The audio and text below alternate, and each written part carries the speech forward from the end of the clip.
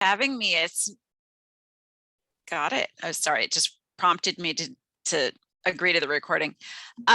Thanks for having me. It's nice to see such a big group here, and I am really eager to take questions. So I thought maybe I'd just talk a little bit about how I got interested in economics and about my research in economics and my career a little bit. And then I'm going to take your and tell you a little bit about how you can learn a little more about economics as a profession or a career or a major. And maybe I'll tell you a little bit about a research project, and then I'm going to make sure to leave some time for questions. Just if you have a question along the way, go ahead and raise your hand. So I'm going to share a screen just so you can maybe see my, I made some slides. It's just so you know what I look like before, what I looked like before the pandemic. There's my faculty bio from the webpage at Yale. And my email address is what you might think it is. It's judith.chevalier@yale.edu if you ever have any questions. So I've had a pretty eclectic career. When I started in economics, I actually was when I started at Yale as an undergrad a long time ago, I had no idea about economics. It was not offered at my high school. So it's so impressive for me to see so many of you being interested in economics at the high school level. So it wasn't a thing I knew anything about. I knew that I was pretty good at math, and I knew that I was, but I didn't think I was interested in lab science, and wasn't sure that I wanted to be a pure mathematician. And I was interested in politics and current events and other things. And when I went off to college, I really had no idea what I was going to do. And so when I went to college, one of the first classes I took was an intro economics class that was taught by Professor William Nordhaus, who went on to win the Nobel Prize very recently. He's actually my colleague now. And it was just, one of those thunderbolt experiences. I was just like, oh yeah, this is perfect for me. I'm interested in the material. It uses my skills. And I find it also exciting. So I pretty quickly decided to be an economics major. I was lucky that I got a job at the Yale Endowment as an undergrad, and had some access to people doing work in finance. I went straight from my undergrad to get a PhD at MIT. And then I entered the academics right after that. My first job was at Harvard. I stayed there for about a year, and then I actually moved to the University of Chicago Graduate School of Business. And then I came back to Yale, and I've been at Yale since 2001, so a really long time. So I've been in the profession for a really long time. And I've made a lot of great friends, and it's been a really fun job, and I have been delighted to do this work. I mostly work in the area of industrial organization, and industrial organization is the study of how firms compete in imperfectly competitive markets. So we think a lot about oligopoly, which is the competition among just kind of a handful of firms, like when it's really strategic interactions. I do some work in antitrust and intellectual property. And while, most of my time is spent on my academic work, I also do some consulting in that area. So for one thing, I was able to testify in the one of the Apple Samsung intellectual property disputes because I did some work calculating damages. So I've done some consulting, and that's my kind of work area. Over the years, it's been pretty eclectic what I've worked on. But I would say if there's a theme, a lot of the theme is how new technology impacts different sectors and workers and competition. So I've done a lot of work on the retail sector and competition from stores and supermarkets. And in recent couple of things I've worked on in recent years is I've been really interested in gig work and how new labor market platforms influence workers and how they use them and competition within those platforms. And I have a paper on Uber drivers looking at questions around how Uber drivers use the flexibility of the platform. So I'm eager to tell you about any of those things if you're interested. One thing I do as professional service that you might find interesting is I'm the chair of the Committee on the Status of Women in the Economics Profession for the American Economics Association. The American Economics Association is the professional organization that many economists belong to. And we, the Committee on the Status of Women in the Economics Profession was established in the 1970s to undertake a bunch of projects to further the role of women in economics. As part of that, I also joined a committee on that the American Economics Association has called the Outreach Committee. And the Outreach Committee is really one of our first attempts as an organization to think about how we might get high school students, especially girls and students of color, interested in economics, because we want economics to be a welcoming profession where we get a diversity of viewpoints. And one thing, I've done a couple of projects in outreach. One thing we did, you guys are juniors, right? Mostly, or I guess a mix. One thing we did, I did a project, it's a randomized controlled trial. A randomized controlled trial is where you have a treatment group and a control group. And you do the same, you do some kind of intervention on the treatment group and not on the control group. And you see if the treatment group behaves differently than the control group. One thing we did as part of that and part of outreach was we sent a brochure to about 16,000 high school students who had taken the PSAT 10 with just a brochure telling them about economics and what the economics major is like. And if any of you received it, I want to hear that you got the brochure in the mail. But we also set up this website, and I wanted to mention it to you because I think some of you might be interested in checking it out. If you're interested in enough in economics to come to this talk, then you definitely want to go check out this website. It's called economistschangetheworld.org. And it's a website, it'll link you eventually to the American Economics Association website, but it's actually designed for high school students who are thinking about the question of, should I at some point in my future major in economics? And I helped, my friend and I put this website together and actually got the AEA to put it up. And it has links to, stuff about like, what do economists' careers and earnings look like? What kind of jobs can you get if you're an economist? I told you that I got a PhD and became an academic, but lots of people work in government. Half the people who call themselves economists in the United States work in Washington, D.C. Lots of people work in government, lots of people go on to jobs in business and consulting in a variety of things. And so there's just some links here on this website where you can take a look and just see like what kind of jobs economists get and learn a little bit about it. There's a link here just to tell you about what kind of classes there are in college for economics. So probably in your high school, you can take, you might be able to take micro or macro. But in college, there's a variety of classes, and this is just to give you a sense of like, well, what kind of things, could I be interested in that might be reflected in classes?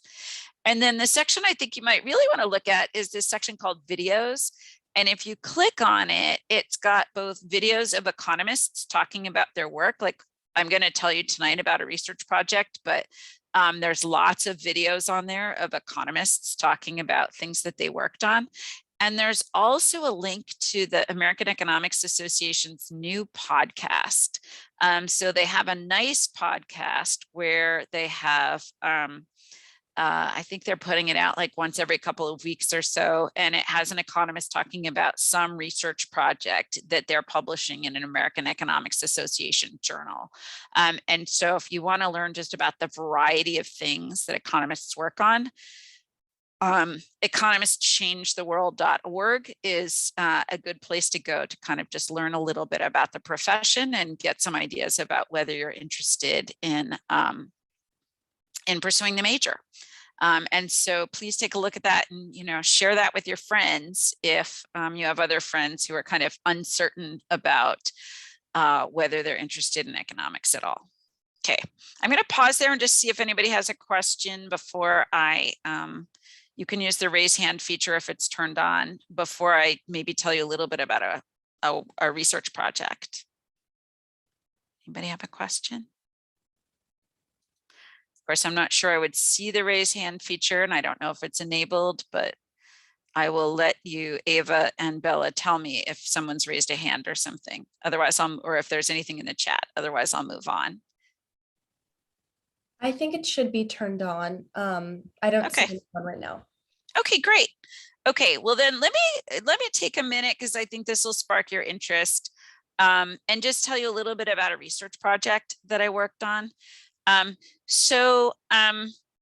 This is about gig workers, nursing homes, and COVID-19. Pre-COVID, I had a research agenda, and I'm actually working on it again, around gig work and flexible work, and this idea of how different people use flexible work opportunities. So I'm sure you've heard a lot about Uber, and there are real issues with things like, should Uber drivers, be treated as employees? How do we think about it? We got some great data sets on Uber drivers and their patterns of driving. And now we actually have data on the demographics of Uber drivers. We got those from Uber. And we looked at questions around why do people drive for Uber? How do they use Uber? And do they use and value the flexibility of Uber? And one thing we learned in that project was that the typical Uber driver drives for Uber about 12 hours a week. And most Uber drivers drive very unpredictably, which is to say the hours they work in one week hardly predict the hours they work in the next week. And that turns out to be particularly true for women Uber drivers and for young Uber drivers. And so that tells us a little bit about how people are using Uber. They're using it as kind of a secondary activity. And the set of workers who are using it, for 10 hours a week or something, get the fact that they use it very sporadically and very unpredictably, suggests that they probably value this particular flexibility that Uber has. And that turns out to be particularly true for women drivers. Okay, but I was very interested in gig work and had this agenda around gig work. And then just to kind of give you the idea of how economists think up new research projects, this is a project that I ended up publishing in the Proceedings of the National Academy of Sciences with my good friend Keith Chen and my friend Elisa Long, who are both at UCLA, about nursing homes. And so nursing homes is probably, you guys are young, probably not all that excited about nursing homes, but let me, get you excited. There I was sitting in my house in April 2020, kind of imprisoned and here, trying to get my work done, being distracted by looking at the COVID data, worried about the world. And one of the things that I kept paying attention to, I was, obsessively looking at the data for Connecticut. And you guys probably know that Connecticut was one of those states that was incredibly hard hit by COVID early on. And if you look at the data for Connecticut, this is the data on deaths in Connecticut, excluding deaths in congregate settings from March 17th, 2020 through June 30th. So the very early part. And as you can see, we had a large number of deaths because Connecticut was early hit hard. But this is the deaths in congregate settings in Connecticut. So what's a congregate setting? basically a nursing home, prisons, and some other places where, communal living situations, but largely nursing homes. So I really became very interested and kind of concerned early on in the pandemic about the fact that so many people were dying in nursing homes. And while, in some ways this isn't economics, this is public health. I was interested in public health. A lot of the tools of economics are also tools you might use in public health, the data tools. And also, my knowledge of gig work and kind of the organization of work led me to think a lot about staffing in nursing homes. And I did some digging and learned that, staffing in nursing homes is often done by, say, staffing agencies. So the nurses or the nursing assistants are often not employees of the nursing homes. They're employees of a staffing agency, and they move around to different nursing homes as they're needed. And also because nursing assistants is such a low paid job, a lot of nursing assistants work multiple jobs. And so, I became very wondering about how this kind of gigish structure of staffing in nursing homes might be impacting COVID. And so, I learned that, it wasn't just deaths. I mean, this is a vulnerable population. So you might unfortunately expect that, if they're infected, nursing home population will be vulnerable. But I learned that in 8 states, more than 40% of the residents had been infected. And in the United States, about 38% of, when we looked, about 38% of US COVID deaths were linked to nursing homes. So a tremendous number of deaths, a tremendous number of infections, and a number of infections among staff. So for example, in New York State, about 25% of nursing home staff had been infected as of late 2020. So that doesn't even count the current time. So very interested about this idea of transmission in nursing homes and around nursing homes, and especially about staff moving from nursing homes. And this was particularly, of interest and concern because we know that this is the Center for Medicare and Medicaid Studies. It's a Medicaid services. It's the regulator of nursing homes. And in March 13th, 2020, they actually shut down nursing homes to visitors. So nursing homes didn't have visitors moving around, but they did have staff moving around. And even without visitors moving around, COVID-19 was getting in the door, right? We were seeing lots of nursing homes getting infected with COVID, even though there weren't visitors moving from nursing home to nursing homes. And so we wanted to look at staff movement. And, one of the things we often do as economists is we look at regulatory data. And it turned out this regulator, the Center for Medicare and Medicaid Services that I mentioned before, CMS, they weren't collecting data on staff working in multiple nursing homes. They didn't actually have data on that. And none of the states that we looked at had data on that.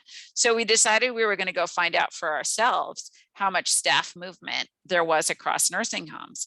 And we used a tool that my co-authors had used before, which is we looked at cell phone data. Oh, sorry, I forgot about this slide. This is just a slide from the CDC looking at that first nursing home outbreak in Washington that you probably heard about. We all watched. And they identified right then at the Life Care Center of Kirkland, Washington, the CDC actually identified at the time that staff members who worked in more than one facility played a role in bringing COVID from the Life Care Center of Kirkland, Washington, that's facility A on this picture, to facility B and facility E, other facilities in the state. So we knew that this was a potential problem, but nobody was measuring it. And as economists, we had the tools to go out and measure it.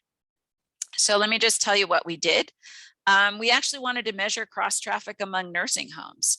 And so we used the Google API to find the lat long for each nursing home. We got a list of all the nursing homes in the United States. We got their addresses. There's a thing you can use from Google to pinpoint where any address is once you have it from Google.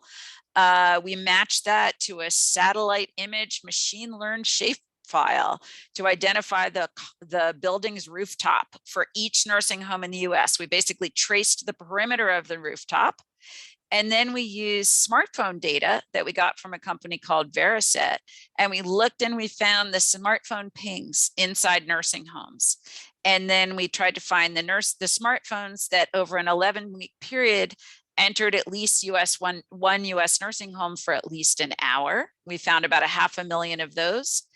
And then we looked at how often, and we did find that if a smartphone visited a nursing home, it tended to keep coming back, which made sense because most of the smartphones coming in and out of a nursing home would be staff, since the nursing homes were closed to visitors.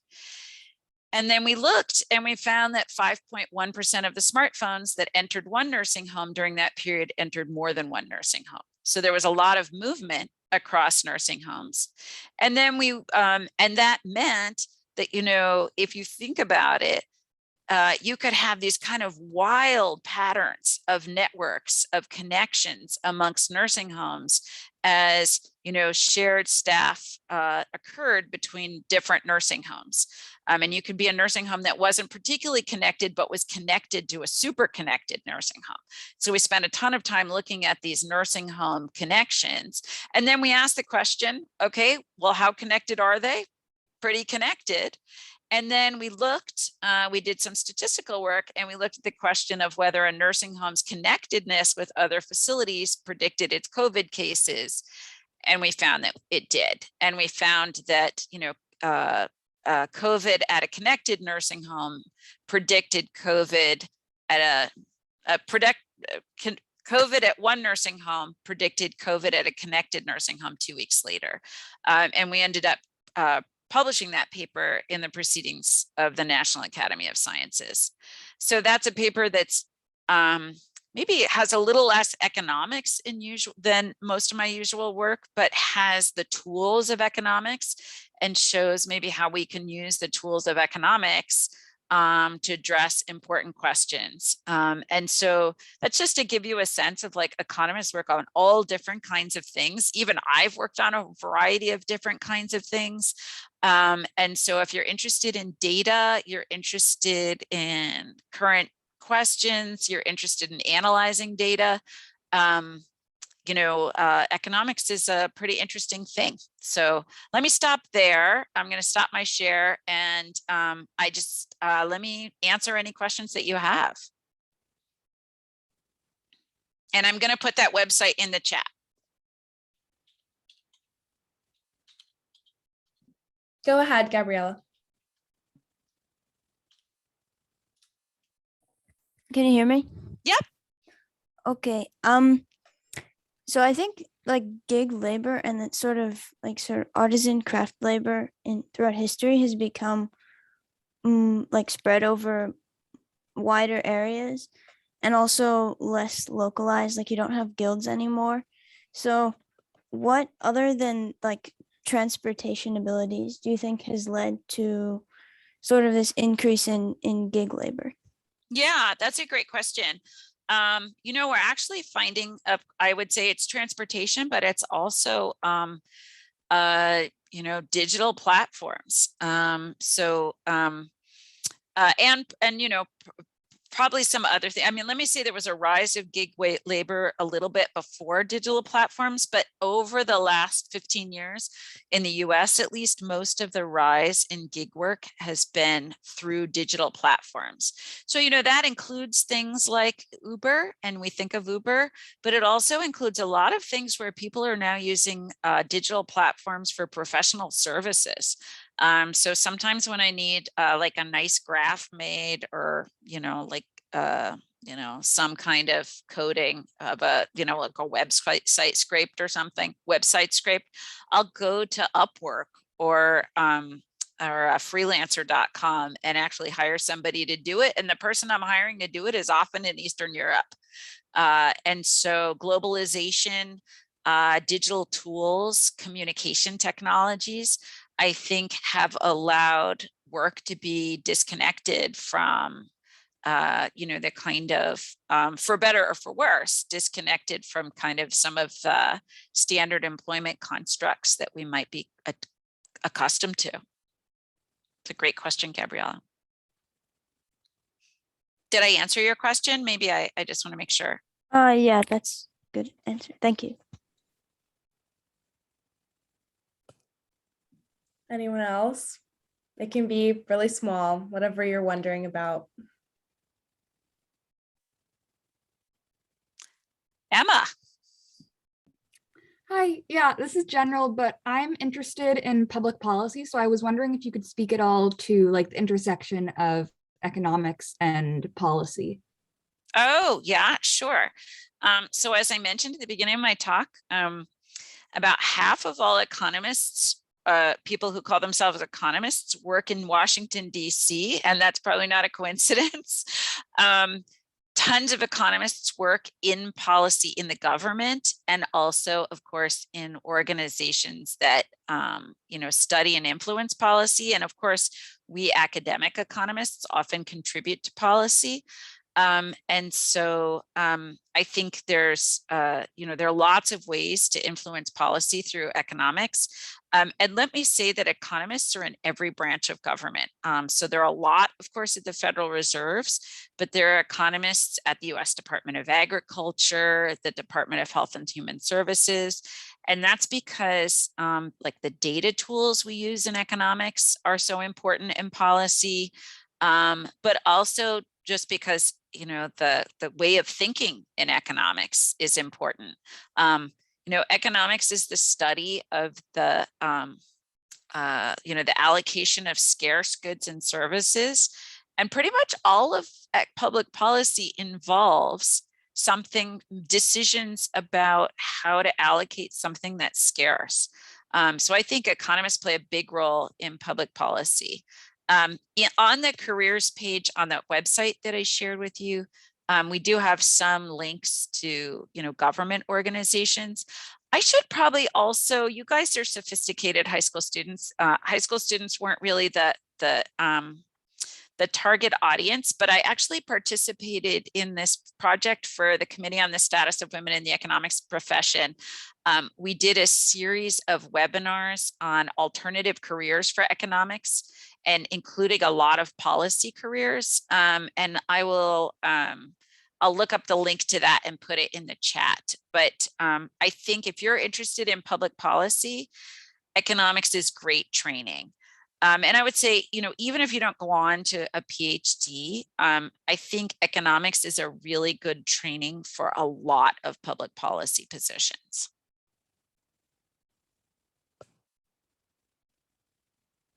Thank you. Katie. What has your experience been like as a woman in like a male-dominated industry that's economics? Yeah, that's a great question. And I think there have, of course, if you look in the press, there's been a lot written about climate issues in economics. And I certainly acknowledge that there are climate issues in economics, that there have been situations in which, I think, we had a recent paper and study of seminar culture, and women are interrupted more than men are, and things like that. That being said, so I have to say, I think I've been pretty lucky, and I've had a good career in economics, and have not faced the setbacks that some people have. It is a more male-dominated profession, but I think it's a profession that's really eager to bring in more women, and certainly it's a profession in which the voices of women are incredibly important, because I think women do sometimes make different choices about what to study, and we study topics that are of interest to everyone. And so, we have, I think women play an important role in economics. It's definitely a field that's majority male. I think that's changing a little bit. I would say my experience has been pretty good. I think, there's certainly ways in which women have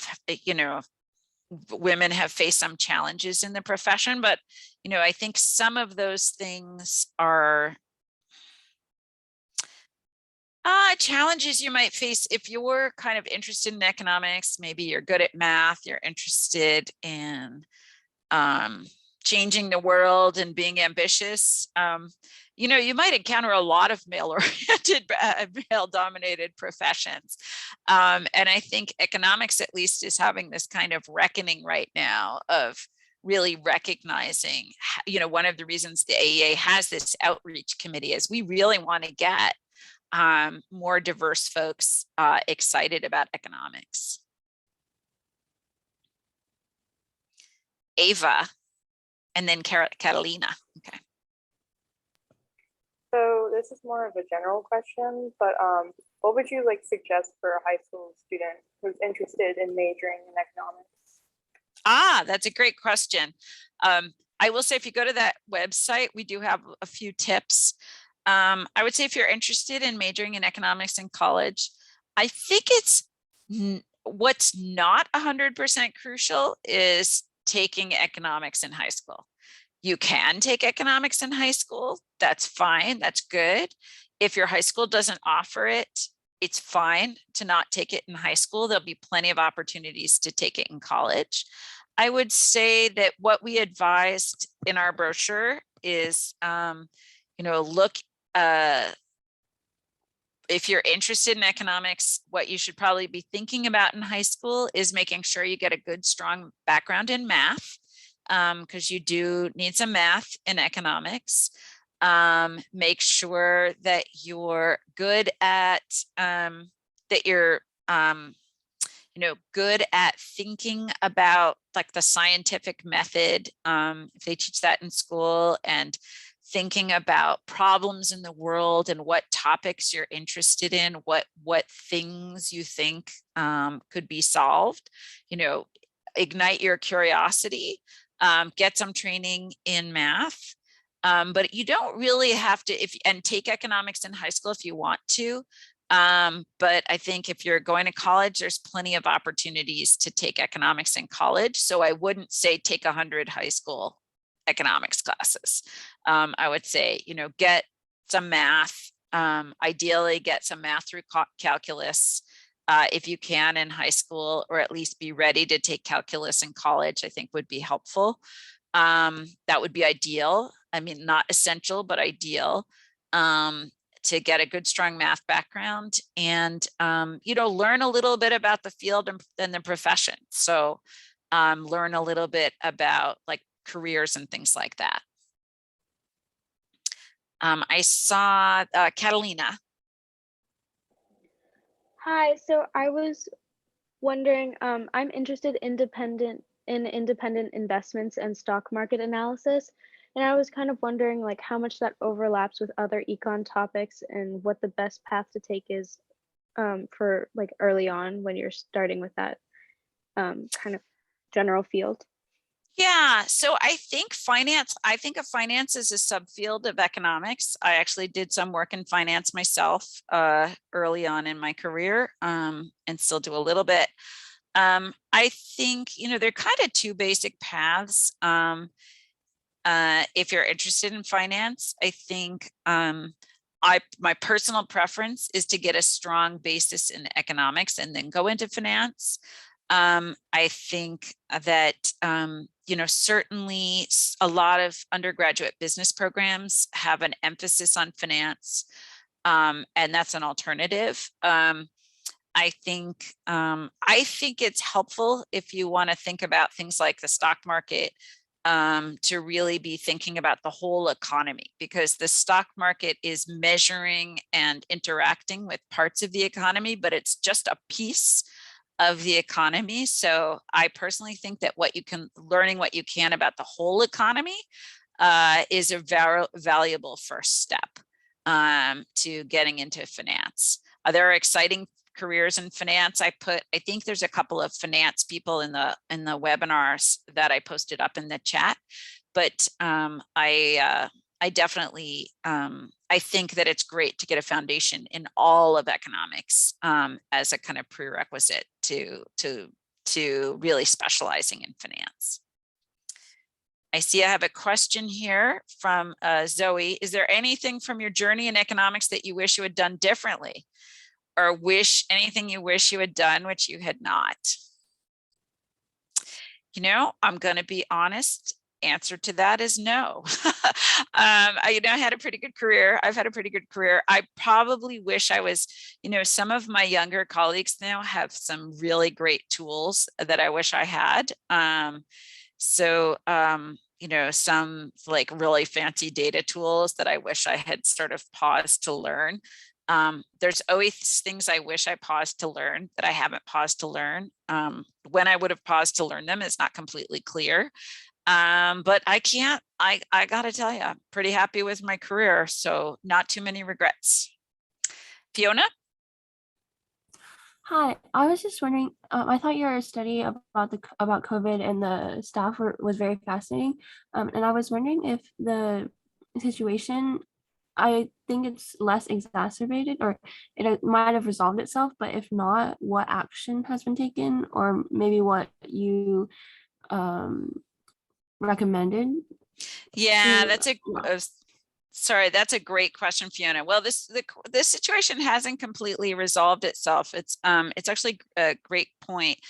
I have been, I'm involved in something called the Tobin Center at Yale, which is a center which tries to bring the ideas from economists into public policy. And first of all, I think early in the pandemic, we mostly met with public health people who were interested in our data. There's actually a website that was made for public health people so that they could access our data, so they actually could see, if their home had an outbreak, who they were supposed to contact and notify. But more recently, we've had good conversations with policymakers. I was recently on a policy webinar organized by the AARP that had constituents from a number of regulatory agencies, and we're not there yet, but we're still working on kind of an administrative solution to track workers. Again, not for the purposes necessarily of spying on people, but just, if you've been in facility A and now you're going to facility B, we need to, it is actually helpful for the facilities to know that for the purposes of, disease control. And it turns out, it's an issue for COVID, but there's a number of other diseases that nursing home patients are very susceptible to that that can move along with staff. And so it's actually a work in progress, but we've had really vigorous interactions with policymakers. And I was on a webinar in which I spoke maybe just 2 weeks ago. So stay tuned, but we're looking for a regulatory solution. That's a great question, Fiona.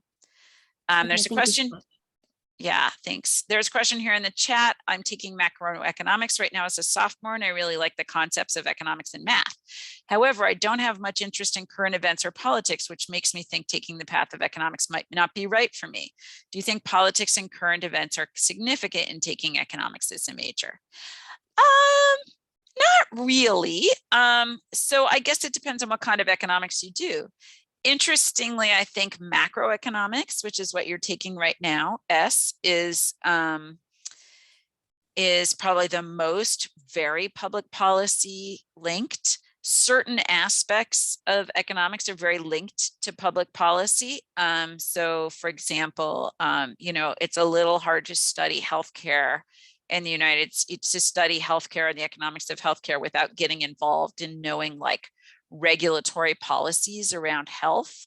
I think Fiona's question pointed to the fact that, the work we were doing really had regulatory implications, and, we had to kind of interface with regulation.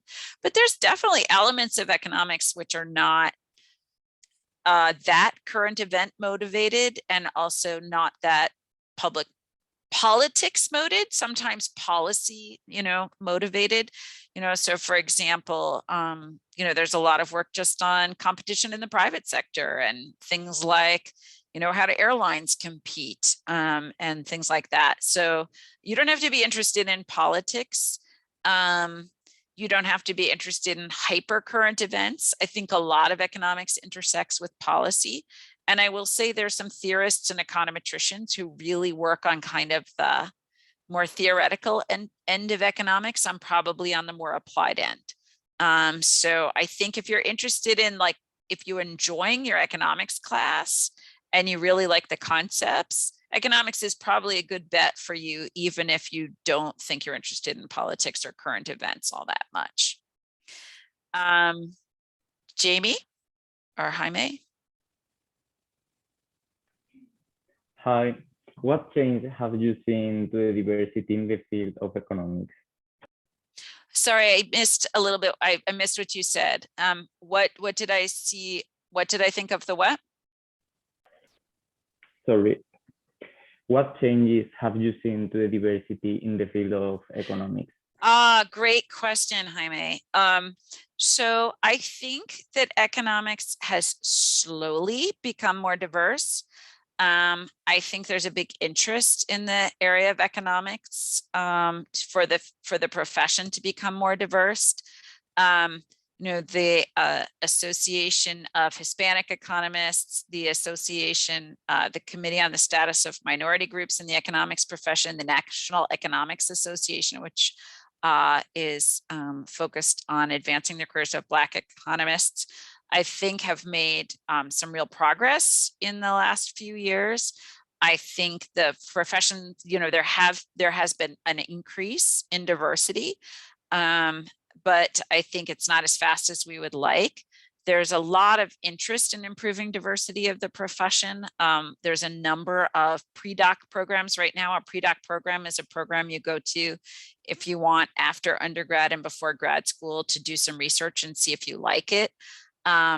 There's a number of, I just spoke at a conference for Hispanic undergrads interested in economics to try to kind of recruit them into the profession.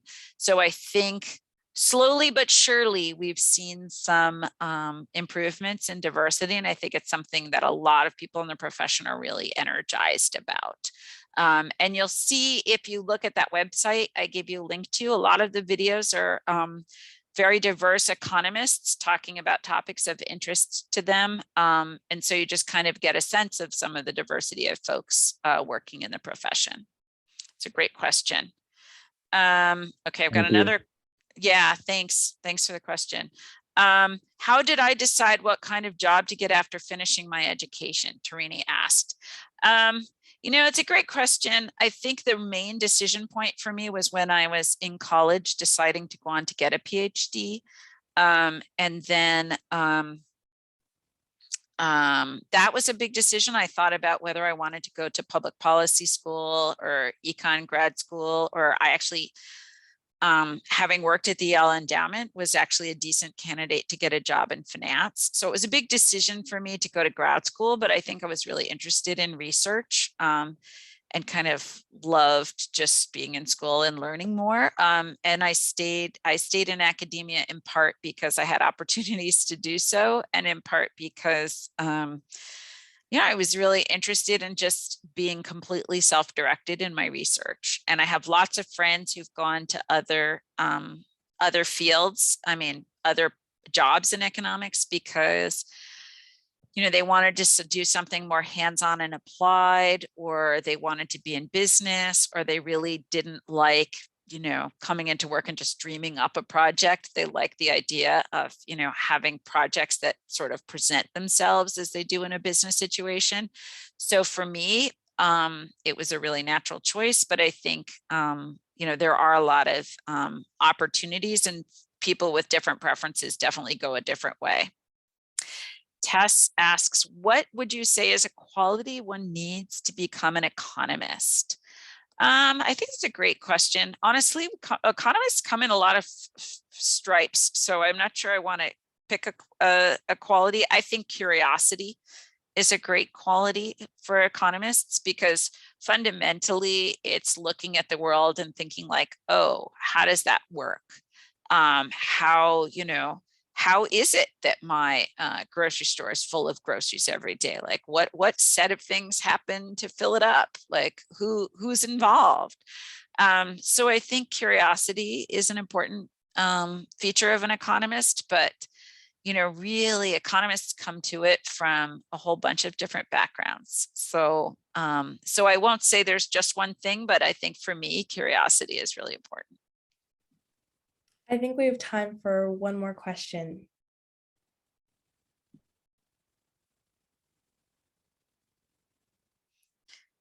Might have exhausted them. Oh, okay, Gabriella and Fiona have follow-up questions, it looks like. Let me take Gabriella. I'm just kind of abrupt, but I was wondering, because you're in the education sector, and there's been a lot of like growth in the costs of education, as well as kind of in the health sector. Do you think that those are maybe bubbles in the economy that could at some point sort of pop, sort of like the tulip mania in Holland or the, Japan economy in the 80s? Yeah, I mean, I think that an interesting issue with education, health is a little different, but I think you're right, costs of education have risen dramatically. I think one issue about education is that, there's some sectors where technological change really, really impacts the sector. And there's some sectors which it really hasn't. I mean, education is still delivered pretty much the same way it was delivered. Now, the last year has been a little bit of a change, but education still delivered a lot the way it was 50 years ago. And that's not true for how you get your video or how you get a lot of other things. So one reason that maybe prices have risen is because it's not getting any more efficient. We have that's called Baumol's cost disease. It's something we actually study in economics a little bit, which is industries that survive but aren't getting a lot more efficient, and how they're going to kind of naturally be more expensive. Health is complicated, so I won't go down that path, but yeah. I see one more hand. I know Fiona already asked one question, so I see Tristan here has a hand, so I'll take one more. Hello, I was wondering if there are for economics, since I want to go into the medical field, and I know you said that we're not going to talk about that, but as someone who wants to go into that area, is there any ways that economics ties into that as well? Yeah, that's a great question. Actually, I know a couple of people who are MD econ PhDs, and I know the field of public health has a number. The School of Public Health at Yale, for example, has a number of economists in the school, but also I work with people in public health because we use similar tools. So I think there's a lot of overlap between the medical field and economics, in part because, if you're working in medicine, you are especially, I'm going to have a United States centric view, but it's really true in other places too.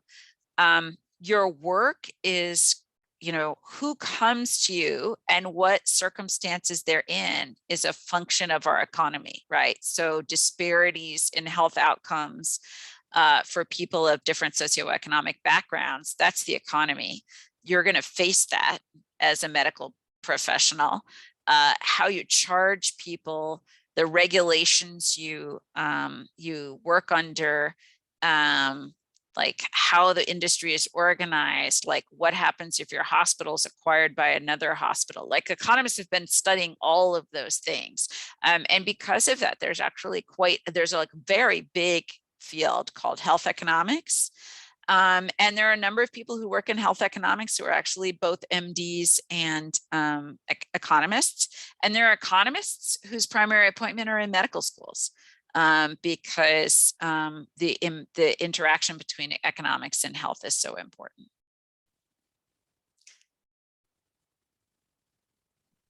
Thank you so much, everyone, for such thorough questions. And I apologize, Professor Chevalier. I think I mispronounced your name terribly. Oh, that's okay. Everybody does. But thank you so much for taking the time out of your evening to speak to us. It was riveting, truly. Thank you so much. Thanks. Thanks so much. And thank you everyone for coming. It was so great to have so many people. So make sure you click on the links that are in the chat so you don't lose them when you leave. But we will send a follow-up email with all of that information as well. So thank you so much, everyone. Thank you. Thank you. Bye. Thank you. Thank you. Thank you. Thank you. Thank you.